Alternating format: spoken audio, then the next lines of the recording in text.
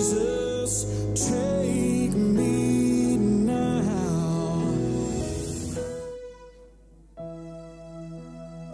Shalom saudara, pernahkah saudara berpikir mengapa berbagai masalah terjadi dalam hidup saudara? Jika saat ini saudara sedang menghadapi berbagai pergumulan, ingatlah bahwa semua orang yang masih hidup di dunia ini tidak bisa lepas dari berbagai permasalahan dan kesulitan. Kabar baiknya, sebagai orang percaya, kita memiliki pengharapan bahwa Tuhan selalu menyertai dalam setiap kondisi yang kita hadapi. Dan segala sesuatu yang terjadi pasti mendatangkan kebaikan bagi orang-orang yang mengasihi Dia. Dalam Voice of Pentecost kali ini, kita akan belajar memahami apa sih maksud Tuhan mengenai ujian, godaan, dan teguran yang dialami orang percaya. Tuhan Yesus berkata dalam Yohanes 16 ayat 33, "Semua ini kukatakan kepadamu supaya kamu beroleh damai sejahtera dalam aku. Dalam dunia kamu menderita penganiayaan, tapi kuatkanlah hatimu, aku telah mengalahkan dunia." Dalam ayat ini Tuhan memberitahukan kepada murid-muridnya bahwa orang Kristen pun tidak bebas dari penganiayaan dan berbagai kesulitan hidup. Dalam Alkitab ada 3 macam pencobaan berdasarkan tujuan dan sumbernya. Pertama, pencobaan untuk menguji dan memurnikan. Tuhan mengizinkan orang-orang saleh dalam Alkitab untuk mengalami ujian dan pemurnian dalam hidupnya. Contohnya Ayub, yang merasa telah mengenal Tuhan lewat kehidupan yang diberkati. Tuhan kemudian memurnikan Ayub lewat pencobaan berupa kesulitan dan permasalahan. Namun sesungguhnya, ujian yang lebih berat terjadi ketika orang diberikan kesuksesan dan berkat oleh Tuhan. Seperti dalam kisah Salomo. Dalam kondisi diberkati dengan limpah, apakah mata kita tetap tertuju kepada Sang Pemberi berkat? Apakah Tuhan tetap menjadi kesukaan kita di atas segalanya? Dalam menghadapi pencobaan yang seperti ini, bagaimana seharusnya respon kita? Tuhan mau kita tetap mengucap syukur dan menaruh pengharapan kepada Tuhan. Ucapan syukur ini lahir dari hati yang melekat kepada Tuhan dan percaya bahwa pengharapan tidak mengecewakan. Kedua, pencobaan untuk menggoda manusia keluar dari hukum Tuhan. Yakobus 1 ayat 14 berkata, "Tetapi tiap-tiap orang dicobai oleh keinginannya sendiri karena ia diseret dan dipikat olehnya." Selain itu, pencobaan seperti ini juga dapat berasal dari iblis, seperti yang dialami Tuhan Yesus di padang gurun. Saudara, ada hukum alam dan hukum ilahi yang Tuhan sudah berikan untuk kehidupan kita. Contohnya, jika seseorang banyak mengkonsumsi makanan berkolesterol tinggi, memiliki potensi terkena penyakit jantung koroner. Jika seseorang tergiur ingin cepat kaya dan melakukan korupsi, maka akan tertangkap oleh KPK. Jika seseorang terpikat oleh investasi bodong karena dijanjikan keuntungan yang tidak masuk akal, maka akan mengalami kerugian. Apabila kita mengalami pencobaan seperti ini, kita harus meresponi dengan berbalik kepada Allah lewat pertobatan dan kehidupan baru sebagai manusia rohani dan juga lawan dan perangi iblis yang mencoba mengambil keuntungan dari pencobaan ini. Sumber kemenangan kita adalah Yesus, yang tertulis dalam Ibrani 2 ayat 18. Karena ia sendiri telah menderita karena pencobaan, maka ia dapat menolong mereka yang dicobai. Ketiga, pencobaan untuk menegur manusia. Saudara terkasih, Tuhan selalu ingin membawa anak-anaknya ke jalan yang benar. Untuk itu, Tuhan perlu menegur dan menghajar kita lewat pencobaan yang tidak mengenakan seperti yang dikatakan dalam Ibrani 12 ayat 5-8. Dan sudah lupakah kamu akan nasihat yang berbicara kepada kamu seperti kepada anak-anak? Hai anakku, janganlah anggap enteng didikan Tuhan dan janganlah putus asa apabila engkau diperingatkannya. Karena Tuhan menghajar orang yang dikasihinya dan ia menyesah orang yang diakuinya sebagai anak. Jika kamu harus menanggung ganjaran, Allah memperlakukan kamu seperti anak. Di manakah terdapat anak yang tidak dihajar oleh ayahnya? Jika kamu harus menanggung ganjaran, Allah memperlakukan kamu seperti anak. Di manakah terdapat anak yang tidak dihajar oleh ayahnya? Tapi jikalau kamu bebas dari ganjaran yang harus diderita oleh setiap orang, maka kamu bukanlah anak, tetapi anak-anak gampang. Imam Zakaria sempat ditegur Tuhan karena ketidakpercayaannya dan menjadi bisu. Namun pencobaan ini tidak membuat Zakaria keluar dari rencana Tuhan. Saat tiba waktunya, ia taat melakukan apa yang diperintahkan Tuhan. Zakaria dipulihkan, bahkan dipenuhi Roh Kudus untuk menubuatkan keselamatan dalam Kristus. Bagaimana seharusnya respon kita terhadap pencobaan seperti ini? Pertama, sadarilah bahwa hajaran itu menandakan bahwa kita dikasihi oleh Tuhan. Kedua, biarlah duka cita yang terjadi karena hajaran Allah berujung pada pertobatan dan menghasilkan buah kebenaran. Saudara, respon kita terhadap pencobaan bukan bergantung pada kemampuan kita, melainkan pada kesetiaan Allah. Karena kesetiaannya, pencobaan yang kita alami tidak akan melampaui batas kekuatan kita. Dan Ia akan selalu memberikan kepada kita jalan keluar sehingga kita dapat menanggungnya. Mari, jadilah pemenang atas segala pencobaan yang kita hadapi. Untuk penjelasan lebih lengkap dari tim teologi kami, silakan klik link yang ada di atas atau scan QR Code yang tersedia. Tuhan Yesus memberkati.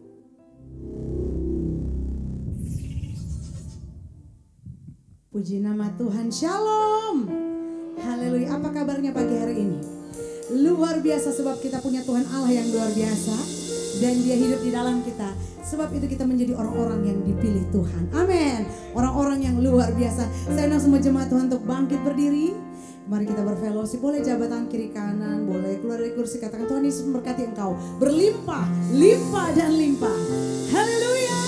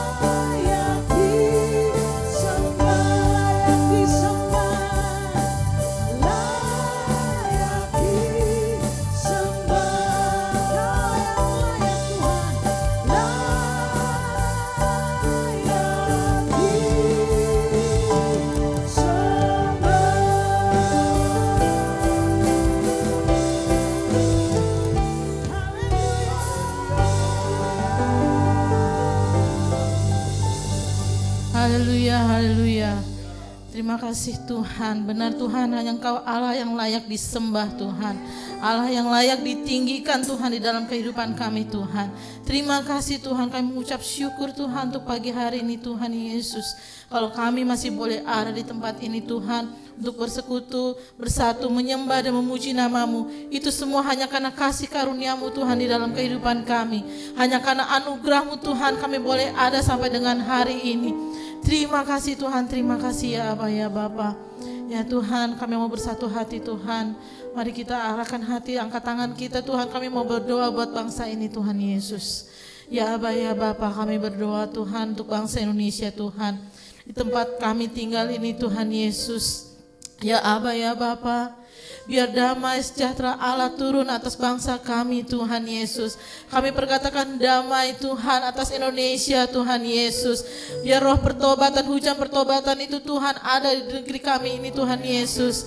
Terima kasih Tuhan untuk bangsa Indonesia Tuhan Yesus. Terima kasih Tuhan untuk negeri Indonesia Tuhan di mana kami tinggal ini Tuhan Yesus. Kami ucap syukur Tuhan untuk bangsa ini Tuhan Yesus. Kami ucap syukur Tuhan untuk negeri ini Tuhan Yesus. Terima kasih ya Abah ya Bapa. Kami berdoa Tuhan Yesus juga untuk pemimpin bangsa ini Tuhan Yesus, Presiden kami Tuhan Bapak Jokowi Tuhan beserta wakilnya Pak Ma'ruf Amin Tuhan.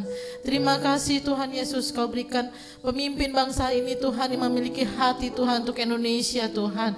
Terima kasih Tuhan, biar di masa-masa terakhir pemerintahannya Tuhan, Engkau Allah Tuhan yang turut campur Tuhan Yesus, membawa bangsa ini Tuhan semakin maju Tuhan Yesus. Terima kasih Tuhan, kami berdoa juga Tuhan untuk para jajaran menteri dan Dewan Legislatif yang ada Tuhan Yesus di masa-masa terakhir ini Tuhan Yesus. Terima kasih Tuhan, berikan mereka kesatuan hati Tuhan Yesus untuk menyelesaikan tugas mereka Tuhan bagi bangsa ini Tuhan. Terima kasih ya Aba ya Bapa. Kami berdoa juga Tuhan untuk pemimpin rohani kami Tuhan Yesus, untuk gembala pembina kami Tuhan Pak Niko Tuhan beserta wakilnya, untuk Pak Yongki Tuhan beserta para wakilnya. Berikan mereka kesatuan hati Tuhan Yesus untuk membina Tuhan, untuk memimpin Tuhan GBI Tuhan. Terima kasih ya Aba ya Bapa. Ikat mereka Tuhan dengan tali kasih-Mu Tuhan. Berkati pelayanan mereka dimanapun mereka berada Tuhan, sehingga banyak bangsa, banyak orang Tuhan yang mengaku Tuhan adalah Tuhan Yesus dalam kehidupan mereka. Terima kasih Tuhan Yesus. Kami berdoa juga Tuhan untuk gembala kami Tuhan Pak Hengki beserta Ibu Maria Tuhan Yesus. Berkati Tuhan kesehatannya. Berkati Tuhan Yesus anak cucu mantunya Tuhan Yesus. Apapun yang mereka kerjakan, usaha apapun yang mereka lakukan, berhasil di dalam nama Tuhan Yesus Kristus. Kami berdoa juga Tuhan untuk wakil gembala kami Tuhan Pak Benaya beserta isi Tuhan. Berkati pelayanan mereka, berkati keluarga mereka Tuhan, kesehatan menjadi bagian mereka Tuhan Yesus. Terima kasih ya Aba ya Bapa, terima kasih Tuhan Yesus. Tak lupa juga Tuhan kami berdoa Tuhan untuk kota Depok Tuhan, kota di tempat kami tinggal ini Tuhan Yesus. Ya Aba ya Bapa, kami mengerti Tuhan bahwa di tempat ini Tuhan kami kaum minoritas Tuhan. Tetapi dari yang minoritas ini Tuhan, kami boleh Tuhan berdoa untuk kota Depok ini Tuhan Yesus. Ya Allah ya Bapa yang Tuhan Yesus yang kami sembah di dalam nama Tuhan Yesus Kristus. Ya Allah batakarallah ya Allah ya syikarallah batakarallah. Kami berdoa juga Tuhan untuk taman doa rumah pengorbanan Tuhan. Biar tempat ini Tuhan, berkati tempat ini Tuhan. Berkati TDRP ini Tuhan Yesus. Untuk melahirkan prajurit-prajurit pendoa-pendoa-Mu Tuhan di kota Depok ini Tuhan. Bahkan sampai ke seluruh bangsa Tuhan Yesus.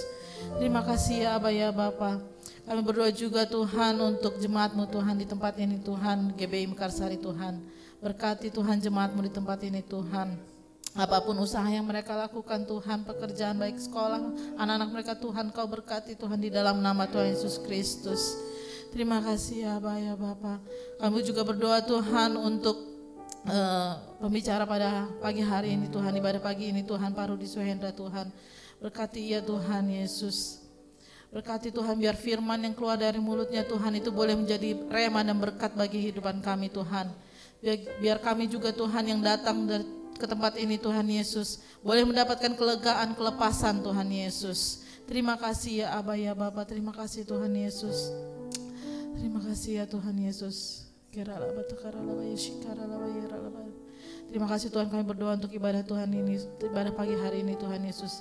Dari awal pertengahan hingga akhirnya Tuhan Yesus, biar Engkau saja yang beracara Tuhan. Ambil alih setiap kami Tuhan. Biar kami mau duduk diam Tuhan di bawah kaki-Mu Tuhan Yesus. Sehingga kami boleh pulang dari tempat ini Tuhan, bukan menjadi kami yang biasa-biasa saja Tuhan, tapi kami menjadi yang luar biasa Tuhan. Terima kasih ya Tuhan, terima kasih ya Aba ya Bapa. Hanya di dalam nama Tuhan Yesus Kristus kami sudah berdoa dan mengucap syukur. Mari bersama kita katakan amin. Kita masih tetap berdiri, kita akan sama-sama memperkatakan Mazmur 91. Dalam lindungan Allah. Orang yang duduk dalam lindungan yang maha tinggi dan bermalam dalam naungan yang maha kuasa akan berkata kepada Tuhan, tempat perlindunganku dan kubu pertahananku, Allahku yang kupercayai. Sungguh, Dialah yang akan melepaskan engkau dari jerat penangkap burung, dari penyakit sampar yang busuk. Dengan kepaknya, Ia akan melindungi engkau. Di bawah sayapnya, engkau akan berlindung. Kesetiaannya ialah perisai dan pagar tembok. Engkau tak usah takut terhadap kedahsyatan malam, terhadap panah yang terbang di waktu siang, terhadap penyakit sampar yang berjalan di dalam gelap, terhadap penyakit menular yang mengamuk di waktu petang. Walau 1000 orang rebah di sisimu dan 10.000 di sebelah kananmu, tetapi itu tidak akan menimpamu. Engkau hanya menontonnya dengan matamu sendiri dan melihat pembalasan terhadap orang-orang fasik. Sebab Tuhan ialah tempat perlindunganmu, yang Maha Tinggi telah kau buat tempat perteduhanmu. Malapetaka tidak akan menimpa kamu, dan tulah tidak akan dekat kepada kemahmu. Sebab malaikat-malaikatnya akan diperintahkannya kepadamu untuk menjaga engkau di segala jalanmu. Mereka akan menatang engkau di atas tangannya, supaya kakimu jangan terantuk kepada batu. Singa dan ular tedung akan kau langkahi, engkau akan menginjak anak singa dan ular naga. Sungguh hatinya melekat kepadaku, maka aku akan meluputkannya. Aku akan membentenginya sebab ia mengenal namaku. Bila ia berseru kepadaku, aku akan menjawab. Aku akan menyertai dia dalam kesesakan, aku akan meluputkannya dan memuliakannya. Dengan panjang umur akan kukenyangkan dia, dan akan kuperlihatkan kepadanya keselamatan daripadaku. Kita akan sama-sama memperkatakan Pentakosta yang ketiga. Pentakosta ketiga adalah pencurahan Roh Kudus yang dahsyat di zaman ini, melebihi yang terjadi di Azusa Street. Pentakosta ketiga akan mengakibatkan penuaian jiwa yang terbesar dan yang terakhir sebelum Tuhan Yesus datang kembali. Pentakosta ketiga akan membangkitkan generasi Yeremia, yaitu anak-anak muda yang dipenuhi Roh Kudus, cinta mati-matian kepada Tuhan Yesus, tidak kompromi terhadap dosa, dan akan bergerak untuk memenangkan jiwa. Pentakosta ketiga lahir di Indonesia dan bergerak ke bangsa-bangsa. Gerakan ini dari timur ke barat dan akan kembali ke Yerusalem. Pentakosta ketiga akan memberikan kuasa untuk menyelesaikan amanat agung, dan setelah itu Tuhan Yesus datang kembali. Haleluya.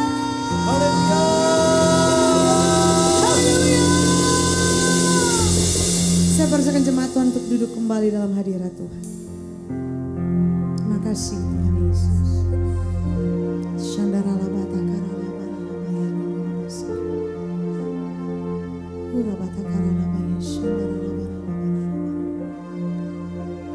Hanya Kau Tuhan di hidupku, Kau berikan hidup yang baru. Darah-Mu menyucikan, pulihkan hatiku. Ku nyatakan Kaulah segalanya. Engkaulah sumber pengharapan. Kuasa-Mu sanggup menyembuhkan. Jiwaku pun berserah hanya kepadamu. Yesus, Kaulah segalanya. Karena salib-Mu ku hidup, karena salib-Mu ku menang. Engkau yang berkuasa, sanggup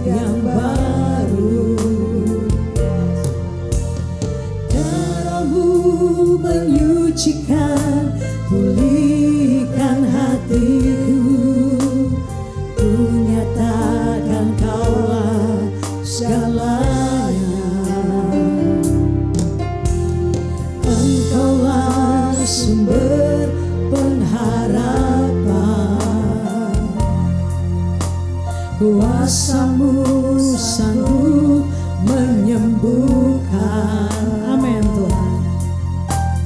Jiwaku pun berserah hanya kepadamu, Yesus, Kaulah segalanya. Karena salib-Mu ku hidup, karena salib-Mu ku menang. Engkau yang berkuasa sanggup untuk melakukan mujizat-Mu. Karena salib-Mu ku hidup, karena salib-Mu ya Tuhan menang. Engkau yang berkuasa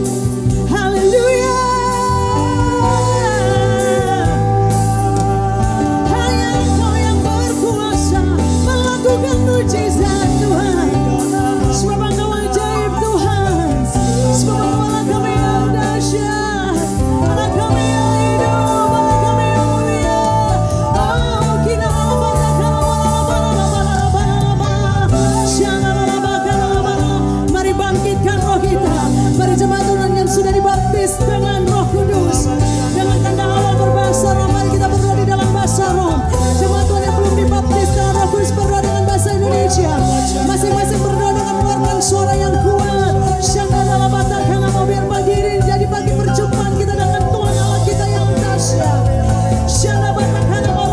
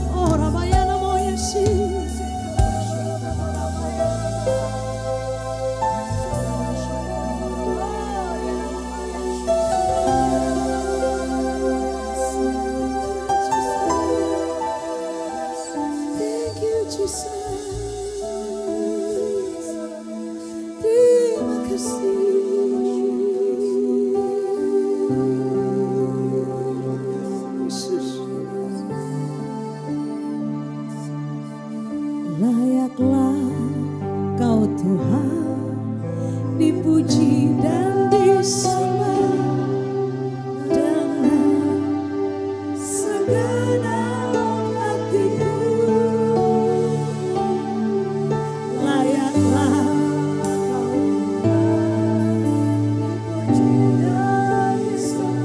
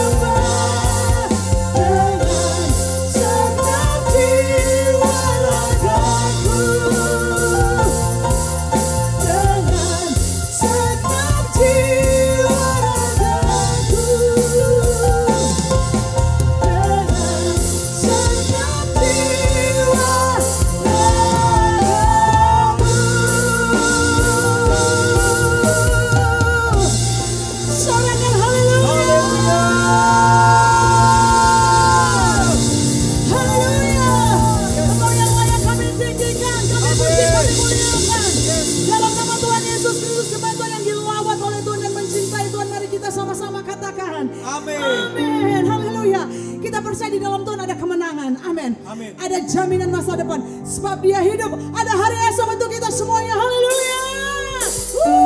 Mari lebih lagi kita mau menyanyi buat Tuhan Allah kita yang dahsyat. Haleluya. Mari sama-sama angkat suara kita. Nyanyikan. Anak Allah, Yesus namanya yang menyembuhkan. Amin Tuhan. Menyucikan. Bahkan mati tebus dosaku. Kubur kosong membuktikan dia hidup. Sekali lagi katakan, anak Allah namanya Yesus menyembuhkan, menyucikan, bahkan mati tebus dosaku. Kubur kosong membuktikan dia hidup. Sebab dia hidup. Mari lambaikan tangan kita semuanya jemaat Tuhan. Sebab dia hidup. Ku tak gentar karena ku tahu dia pegang hari esok. Hidup jadi berarti sebab dia hidup. Anak Allah, mari jemaat Tuhan saja nyanyikan. Yes.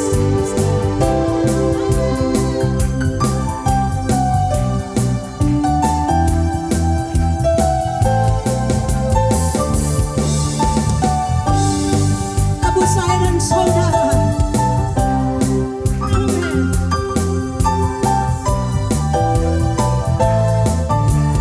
Haleluya, mari sama-sama. Sebab dia hidup, yes. Ada hari esok. Kami percaya Tuhan. Amin. Ku tak gentar karena ku tahu dia pegang hari esok.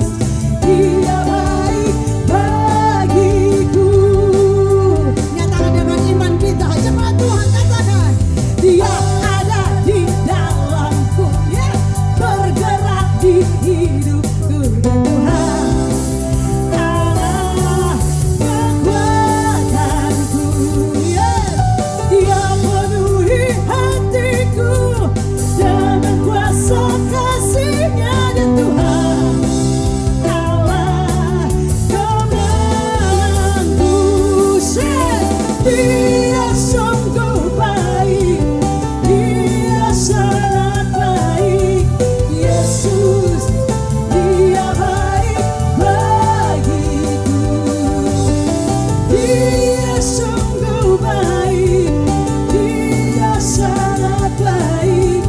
Yesus, Dia baik bagiku. Mari terus beri tepuk tangan di atas kepala kita buat Tuhan Allah yang dahsyat. Sorakan haleluya.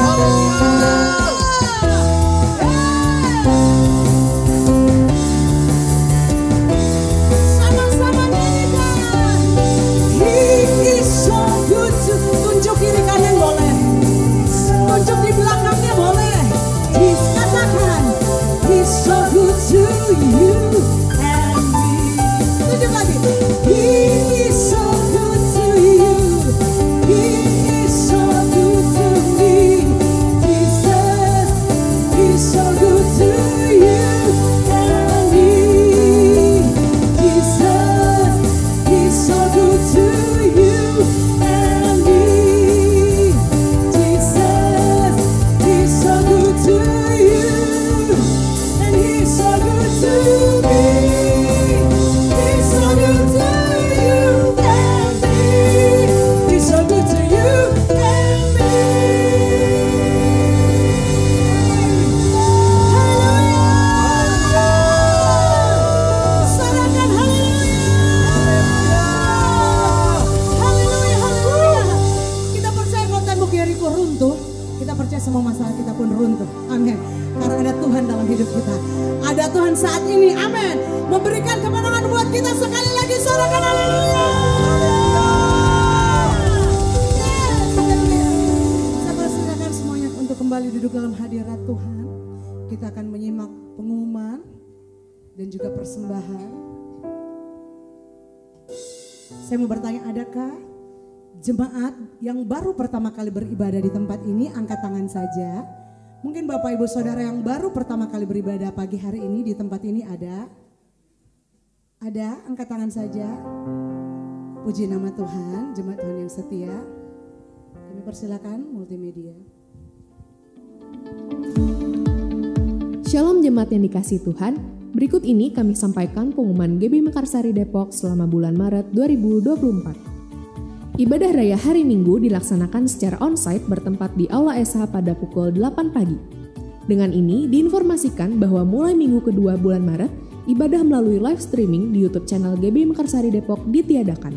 Namun tayangan ulang ibadah akan tetap dapat diakses di akun YouTube channel GB Mekarsari Depok. Untuk informasi lebih lanjut mengenai ibadah raya hari Minggu akan diinformasikan melalui sekretariat atau gembala kul masing-masing. Ibadah Youth Home for Generation diadakan setiap hari Sabtu minggu pertama, kedua, dan ketiga pada pukul 5 sore. Untuk informasi lebih lanjut dapat menghubungi Saudara Echa atau Saudari Giovanni di nomor yang tertera di layar. Akan diadakan ibadah Youth Gabungan Home for Generation United pada tanggal 30 Maret 2024 pukul 5 sore bertempat di Aula SH. Mengundang seluruh anak muda untuk hadir dalam ibadah Youth Gabungan ini. Ibadah sekolah minggu dilaksanakan pada pukul 8 pagi di Rumah Doa. Untuk informasi lebih lanjut dapat menghubungi Saudari Gebi di nomor yang tertera di layar. Ibadah UMAS akan diadakan pada hari Selasa tanggal 26 Maret 2024 pukul 10 pagi bertempat di Aula SH. Mengundang seluruh jemaat usia emas untuk hadir dalam ibadah ini. Akan diadakan menara doa pengerja setiap minggu kedua pukul 11 siang bertempat di Taman Doa Rumah Pengorbanan. Seluruh pengerja diimbau untuk hadir. Mari kita satukan hati, tumbuh bersama dan memenangkan jiwa dalam Community of Love GB Mekarsari Depok. Bagi jemaat yang ingin bergabung dalam KUL, dapat menghubungi Bapak Agus di nomor yang tertera di layar. Bagi jemaat yang memerlukan pelayanan jemaat seperti baptisan, KKJ, pernikahan, penyerahan anak, dan kedukaan dapat menghubungi sekretariat dengan Ibu Mauren. Untuk pelayanan atau permohonan doa dapat menghubungi Ibu Naomi. Doa Susah Prayers Tower diadakan setiap hari Selasa pukul 1 siang.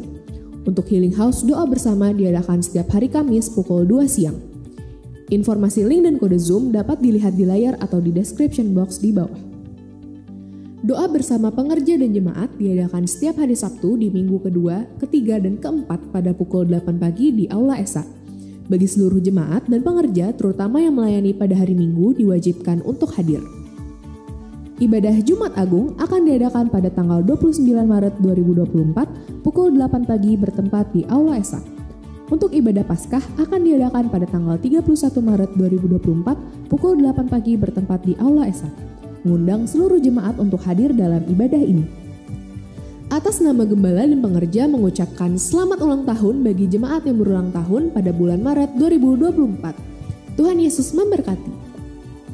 Bagi jemaat yang ingin memberikan persembahan umum minggu, persepuluhan atau persembahan lainnya, dapat mentransfer ke rekening BCA di nomor rekening 1660543437 atas nama GBI Mekarsari. Bukti transfer dapat dikirimkan ke sekretariat dengan Ibu Mauret. Like, share, subscribe, dan klik lonceng di YouTube channel GBI Mekarsari Depok untuk selalu mendapatkan informasi terupdate ibadah raya GBI Mekarsari Depok. Demikian pengumuman ini kami sampaikan. Tuhan Yesus memberkati.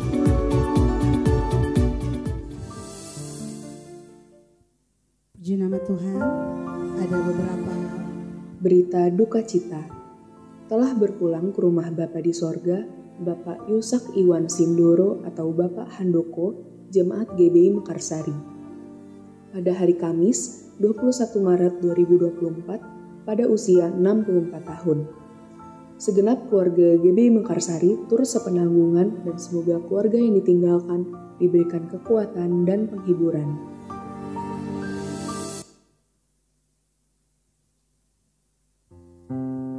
ada pengumuman tambahan.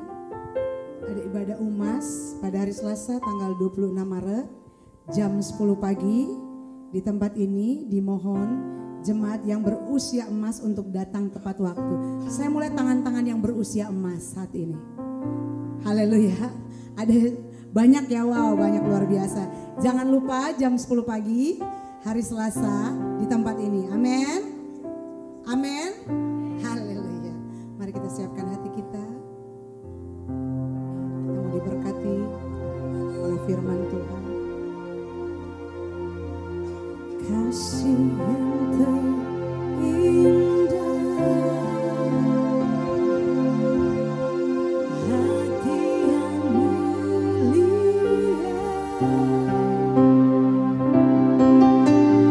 hanya ku temukan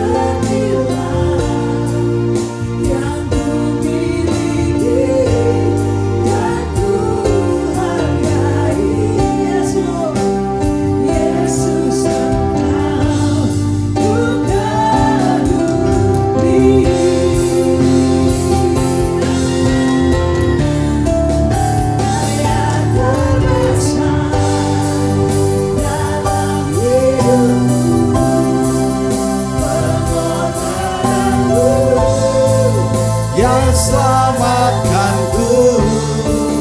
Engkaulah harta yang tak ternilai, yang ku miliki dan ku hargai.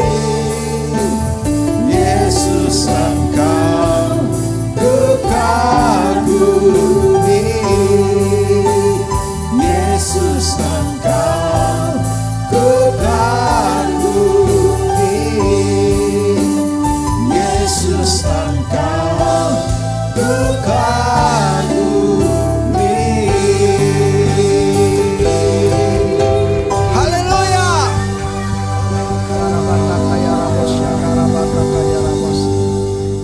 Kami sungguh punya Tuhan yang hidup, Tuhan yang perkasa. Kami bersyukur buat segalanya ya Tuhan. Terima kasih, bahkan kami percaya Engkau hadir di tempat ini. Engkau siap memberkati setiap anak-anak-Mu ya Tuhan. Yang datang lemah dikuatkan, yang sakit disembuhkan, yang punya masalah diberikan jalan keluar. Semua pulang berkemenangan ya Tuhan. Tuhan, urapi hamba-Mu dan urapi kami semua. Kami siap menerima firman yang berkuasa. Di dalam nama Yesus kami mengucap syukur dan berdoa. Haleluya. Amin. Shalom. Puji Tuhan. Silakan duduk.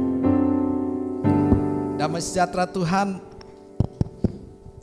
damai sejahtera Tuhan melimpah bagi Bapak Ibu Saudara semua.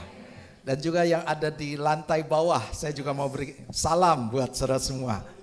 Oke, hari ini saya akan berbicara tentang mencapai tujuan. Saudara, kita semua pasti punya impian, kita semua punya harapan-harapan. Mungkin saudara yang datang pada pagi hari ini ada sedang pergumulan. Saudara ingin mengalami kemenangan. Saudara ingin mengalami pemulihan. Baik kesehatan, keuangan, usaha, pekerjaan. Mungkin saudara sedang dalam pergumulan-pergumulan yang berat.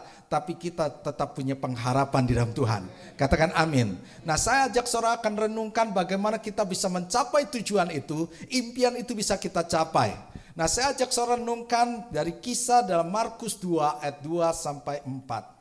Mari kita buka Markus 2 ayat 2 sampai 4.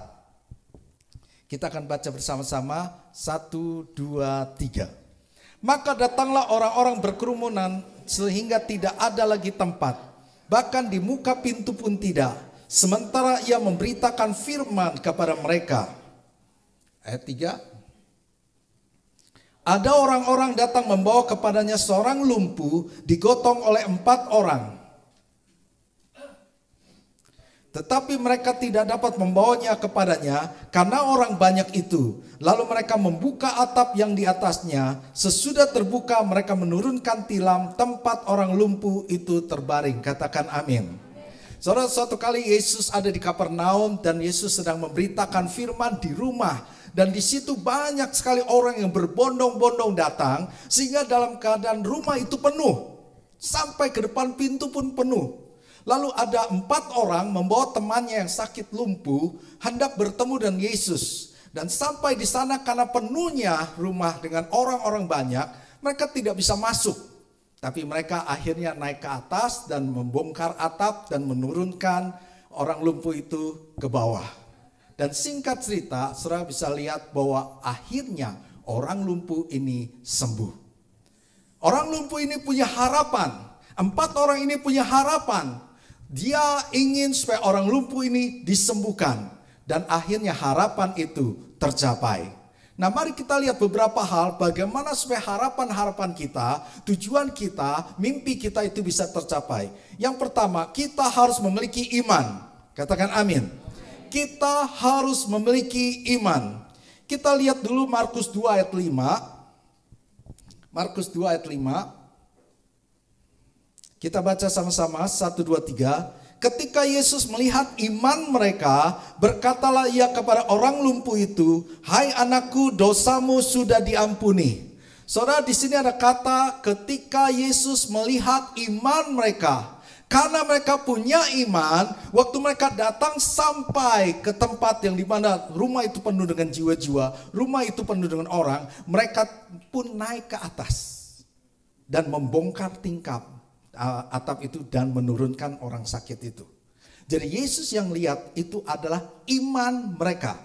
Jadi pertama, bagaimana kita bisa meraih cita-cita kita, meraih impian kita, mengalami mujizat Tuhan, kita perlu iman.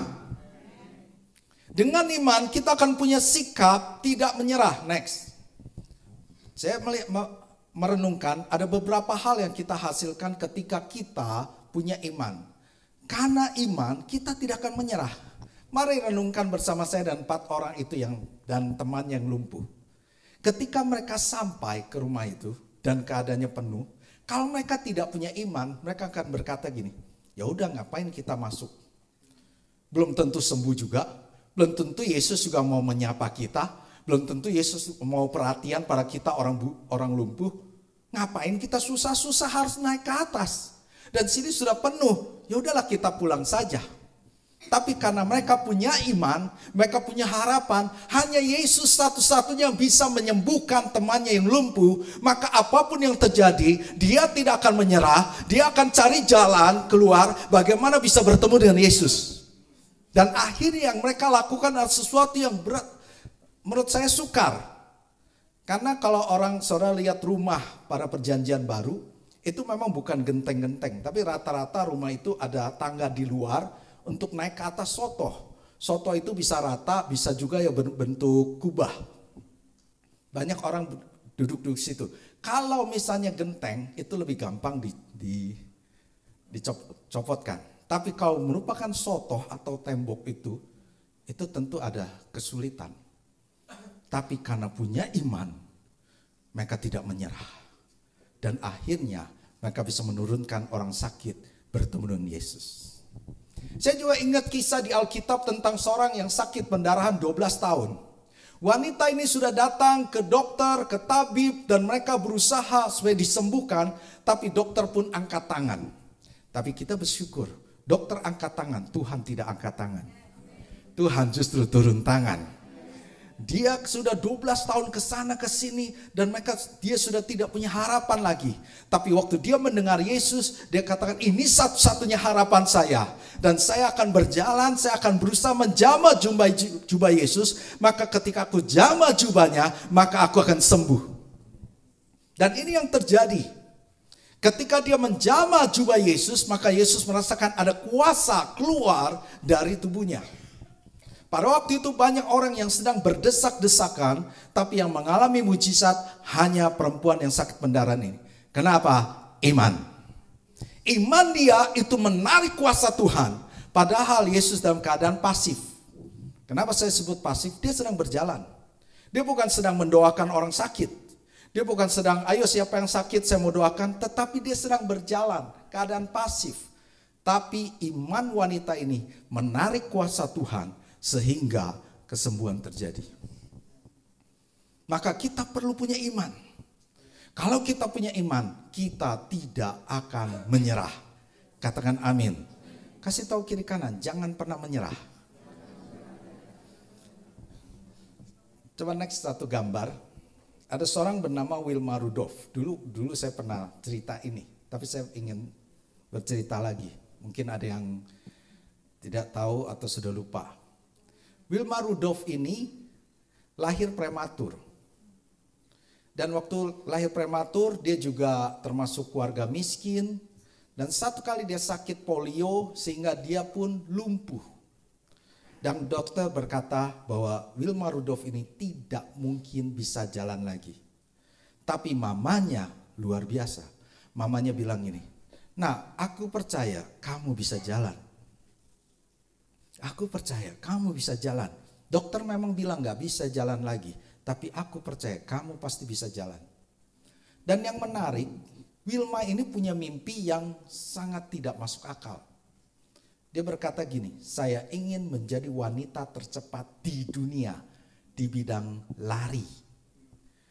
Udah jelas lumpuh. Mau jadi pelari tercepat di dunia lagi.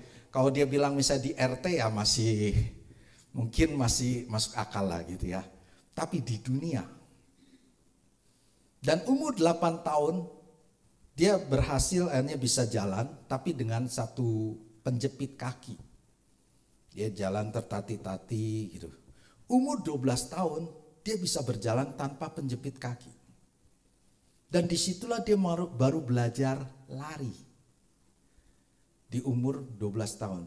Saudara tahu di tahun 1960 di Olimpiade Roma dia mendapat 3 medali emas.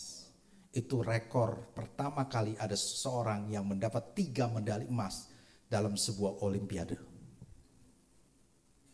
Kenapa dia bisa tercapai? Mereka punya iman. Maka waktu dia bilang ke mamanya, "Ma, aku ingin jadi wanita yang tercepat di bidang lari." Mamanya berkata, "Amin, kamu pasti bisa." Keyakinan itulah yang membuat mereka tidak menyerah. Wilma tidak berkata, "Saya kan lumpuh." Tapi dia terus berusaha dan akhirnya dia berkemenangan. Jadi iman akan menghasilkan sikap tidak mudah menyerah. Tapi yang kedua, iman juga akan membuat kita merespon segala sesuatu dan baik. Next. Dengan iman, kita akan merespon segala sesuatu dengan baik. Mari merenung bersama saya kembali kisah 4 orang yang membawa orang lumpuh. Ketika mereka sampai di rumah itu dan orang banyak ada sehingga mereka tidak bisa masuk. Kalau mereka punya respon yang negatif, mereka bisa bilang gini, "Nih Yesus salah. Biasanya dia kalau khotbah tuh di tanah lapang gini. Ini sekarang di rumah. Ya jelas aja banyak orang gak bisa dengar khotbahnya Yesus. Banyak orang sakit gak bisa ketemu dengan Yesus." Ataupun bisa menyalahkan gini, "Ini murid-muridnya jadi panitia parah bener ya." Dan tidak perhatian. Harusnya dia ada di luar satu asar kayak melihat ada orang sakit. Tolong dibawa kayak, tolong dibuka jalan. Perhatian dong sama orang sakit. Ini mana murid Yesus gak ada? Ataupun dia bisa menyalahkan keadaan, ini orang-orang semua gak peduli, egois semua ya. Gak lihat bahwa ini ada orang lumpuh, ingin ketemu Yesus, tapi gak ada satu orang pun yang mau kasih jalan. Dan bisa 1001 macam respon yang buruk. Tapi mereka tidak memiliki respon yang buruk. Karena apa? Mereka percaya Yesus pasti sembuhkan orang lumpuh ini. Maka mereka tidak menyalahkan keadaan, justru mereka mulai cari jalan keluar dan akhirnya mereka bisa naik ke atas dan orang lumpuh itu berjumpa dengan Yesus. Saudara, kita perlu punya respon yang benar ketika kita menghadapi situasi kondisi yang tidak baik. Mungkin kita sudah percaya, kita berkata saya tidak akan menyerah. Tapi yang saya alami ini kayaknya membuat saya kesal, membuat saya sepertinya gak bisa bersyukur, mulai mudah menghakimi dan sebagainya. Perlu kita punya respon yang benar, karena di balik permasalahan ada berkat yang berlimpah buat kita. Saya ingat tentang Yusuf. Yusuf, dia bermimpi akan jadi pemimpin. Di mana 11 berkas gandumnya menyembah berkas gandumnya Yusuf. Di mana dia melihat matahari, bulan dan 11 bintang menyembah kepada dia. Satu waktu nanti dia akan jadi pemimpin. Tapi kenyataannya dia justru dijual oleh saudara-saudaranya dan dijadikan budak. Sudah dia mulai enak keadaannya, dia pun akhirnya difitnah, masuk penjara. Di penjara dia mulai menafsirkan impian juru minuman. Dan dia katakan gini, "Tolong ingetin saya. Tolong kasih tahu ke Firaun bahwa saya ini gak salah. Bebaskan saya." Tapi juru minuman melupakan dia hanya 2 tahun. Enak gak dilupakan 2 tahun? Peristiwa demi peristiwa yang dia hadapi. Tapi kalau saudara baca, selalu Tuhan menyertai sehingga apa yang dilakukan Yusuf berhasil. Karena apa? Yusuf punya respon yang benar. Seandainya dia sakit hati sama saudara-saudaranya, dia menyalahkan Tuhan, tentu dia tidak akan setia sama Tuhan. Dan Tuhan tidak akan membuat dia berhasil. Di keadaan difitnah pun dia tetap setia sama Tuhan. Dilupakan juga tetap dia setia sama Tuhan. Tapi saudara, mari renungkan bersama saya. Seandainya dia tidak dijual oleh saudara-saudaranya, kira-kira dia bisa menjadi orang kedua di Mesir? Tidak. Seandainya dia tidak difitnah, apakah dia menjadi orang kedua di Mesir? Enggak, paling dia juga jadi kepala rumah di Potifar aja. Sampai akhir karirnya, masa pensiunnya, dia cuma dikenal kepala dari rumah Potifar. Seandainya dia tidak dilupakan, jadi waktu juru minuman sudah ditafsirkan impiannya, lalu 3 hari kemudian juru minuman bebas, dia langsung kasih tahu Firaun, Pak, di penjara itu ada orang yang tidak bersalah. Lalu langsung Firaun, bebaskan dia. Nah kalau Yusuf pada waktu itu dibebaskan, dia menjadi luntang lantung di Mesir itu. Dia nggak ada kerjaan. Dia keluar jadi pengangguran. Belum ada usaha, belum ada pekerjaan. Ditanya pengalamannya apa? Budak. Bagaimana mungkin dia bisa menjadi orang kedua di Mesir? Untungnya dilupakan 2 tahun. Jadi dia tetap ada di dalam penjara. Lalu Firaun bermimpi. Lalu Yusuf bisa menafsirkan. Maka Yusuf naik. Kita perlu respon yang benar atas setiap situasi dan kondisi. Mungkin engkau saat ini menghadapi pergumulan yang berat. Engkau ditipukah? Engkau disakitikah? Engkau apapun juga dikhianatikah? Anda berkata ini orang benar-benar kurang ajar. Ini orang. Tapi percayalah, di balik itu Tuhan sedang menyediakan berkat yang besar buat kita. Untuk meraih impian kita. Next, saya mau kasih lihat satu foto. Ini namanya Hee Ah Lee, orang Korea. Dia lahir cacat. Jarinya cuma 4, 2 di kanan, 2 di kiri. Lalu kakinya pun juga cuma sampai selutut. Jadi dia lahir cacat. Tapi puji Tuhan, mamanya tetap setia sama Tuhan. Mamanya tetap sayang sama dia. Nama mamanya Wokap Sun. Dan dia memberi nama Hee Ah Lee. Lee itu nama marga. Hee itu artinya adalah sukacita dan kegembiraan. Sudah tahu lahirnya cacat, tapi dia tetap bilang, ini anak akan membawa sukacita dan kegembiraan. Lalu itu artinya adalah tunas pohon yang terus mekar. Kehidupannya akan terus bermekar. Berkembang. Jadi dari lahir saja mamanya sudah merespon dengan yang benar. Nih anak akan membawa sukacita. Dia gak bilang gini, waduh gawat nih anak cacat gini gak punya kakinya cuma setengah. Ini bakalan membawa masalah buat keluarga. Mungkin menjadi beban buat keluarga. Tapi dia justru bilang ini ada anak membawa sukacita dalam rumah tangga. Membawa kegembiraan dalam rumah tangga. Dia akan terus bermekar, bertumbuh, berkembang. Dan di usia 6 tahun dia mulai belajar piano. Anda bayangkan, saya punya jari 10. Tapi saya gak bisa main keyboard. Tapi dia jarinya itu 4. 2 di kanan, 2 di kiri. Tapi dia bisa main. Dan bukan sekedar main, kalau saudara mau tahu. Ternyata dia sampai bikin konser. Kalau nggak salah dia 3 kali datang ke Indonesia. Dia konser ke bangsa-bangsa. Dia memainkan piano yang lagu-lagu klasik. Dia bisa mainkan begitu sempurnanya. Oleh orang cacat ini. Kenapa dia berhasil? Karena punya respon yang benar.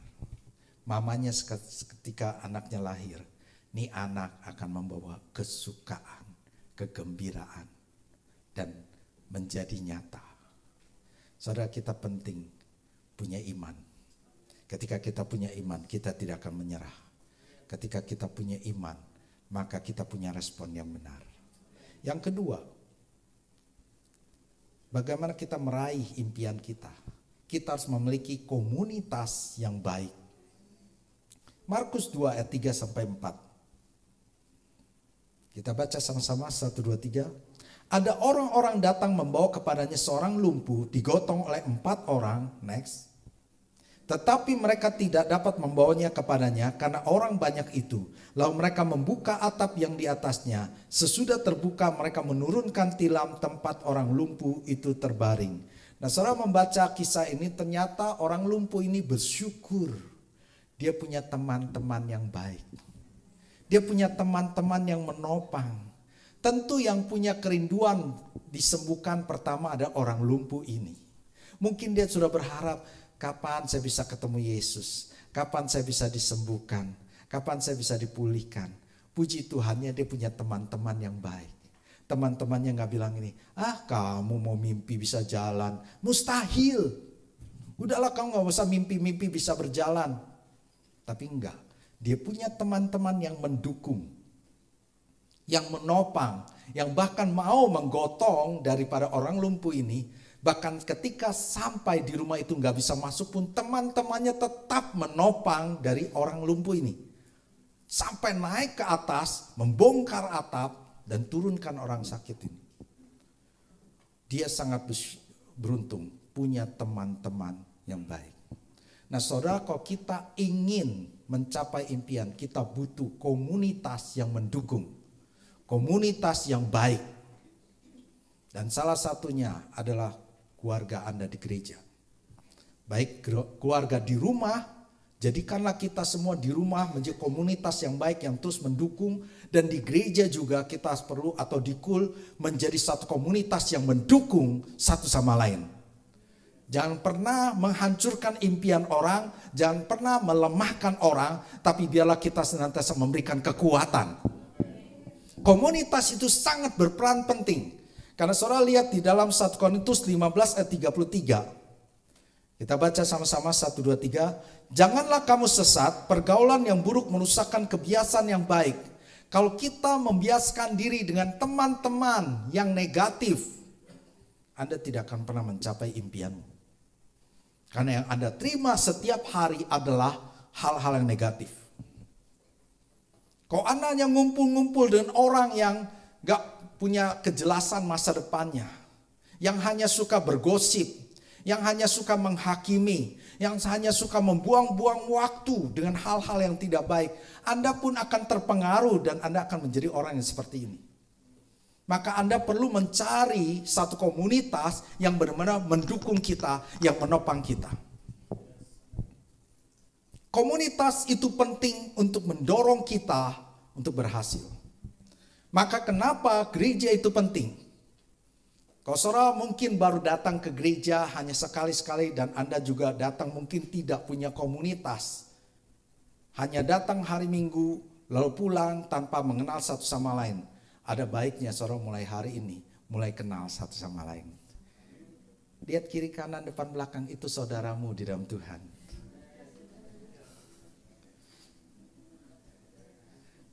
Inilah keluargamu gitu. Kalau Anda hanya sendirian, Anda akan berjuang sendirian. Dan cepat atau lambat Anda akan lemah. Tapi kalau Anda punya satu komunitas, KUL ataupun gereja lokal, Anda akan dapat kekuatan, Anda akan dapat dukungan. Dan itu yang membuat Anda bisa mencapai impian. Maka perhatikanlah orang-orang yang dekat dalam hidupmu. Kalau Anda mulai lihat nih orang-orang negatif, Anda mulai keluar. Jangan ada dalam kelompok yang negatif. Lebih baik ada kelompok yang positif. Karena di John Maxwell pernah bilang gini, seorang introvert, perhatikan nih introvert. Jadi ini bukan orang ekstrovert. Kalau ekstrovert itu orang yang mudah bergaul, yang kemana-mana berteman gitu. Introvert tuh relatif diam. Sumber kekuatan dia sebenarnya ketika dia sendiri. Jadi kalau dia sendiri, disitulah surga buat dia. Ketika dia sendiri, disitulah energinya dia kuat lagi. Kalau ekstrovert biasanya energinya dapat ketika rame-rame. Gitu kan. Jadi orang introvert relatif tuh pendiam. Relatif suka menyendiri.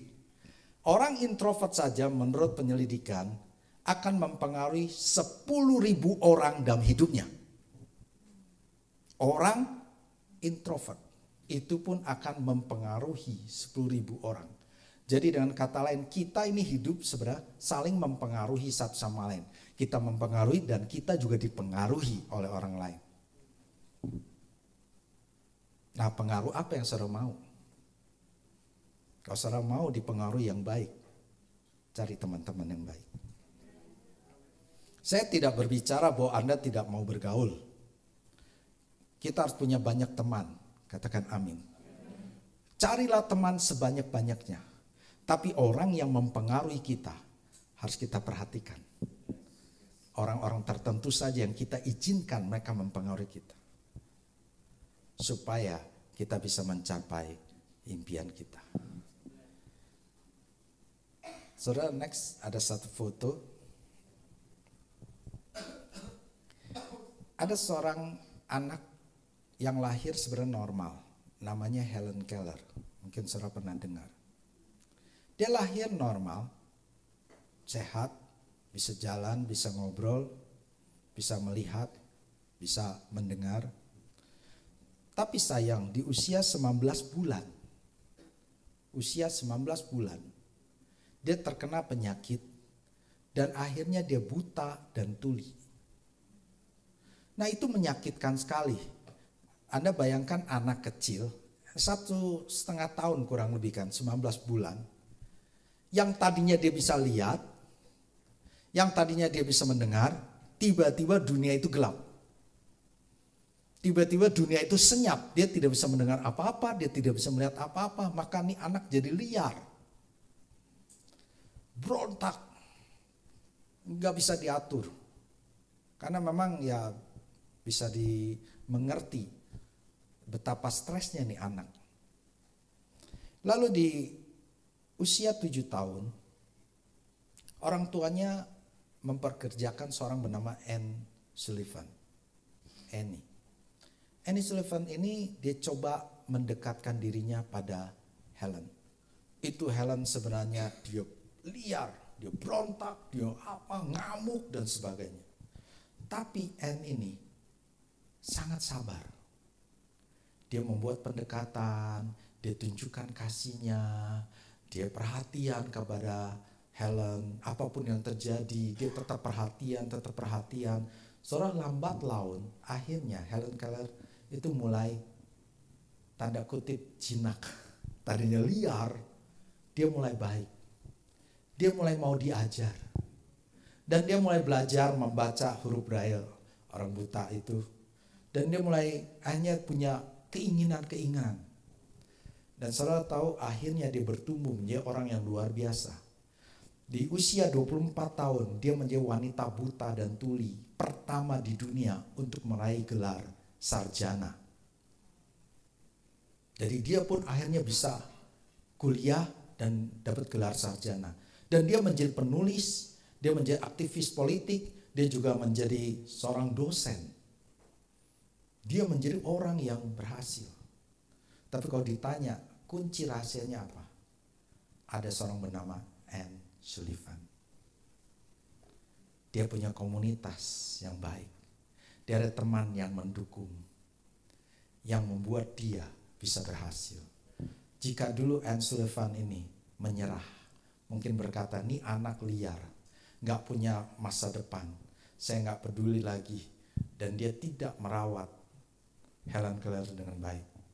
Gak ada yang namanya Helen Keller. Seorang yang luar biasa.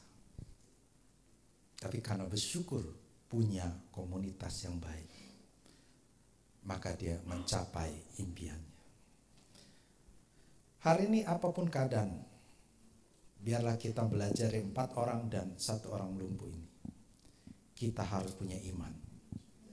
Dengan iman kita tidak mudah menyerah. Dengan iman kita akan merespon segala sesuatu dengan baik. Dan juga kita perlu komunitas yang mendukung kita. Maka sebagai ayat terakhir saya akan tunjukkan pada saudara Markus 2.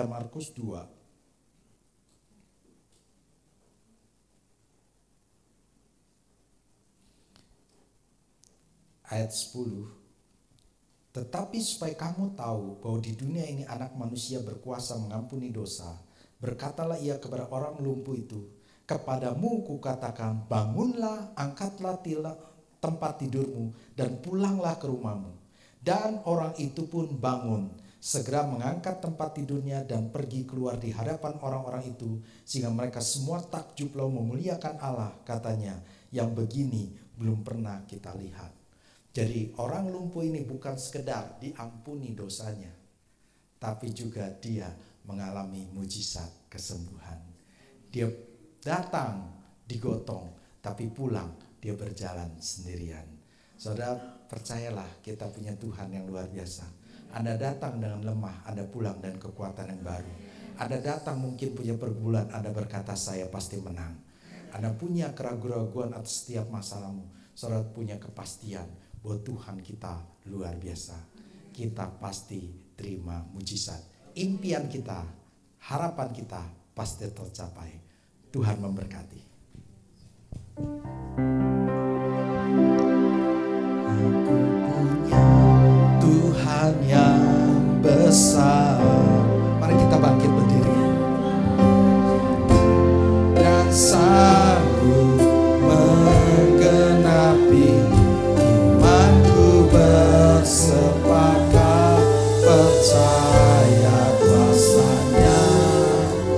Ku terima sekarang kemenangan darimu.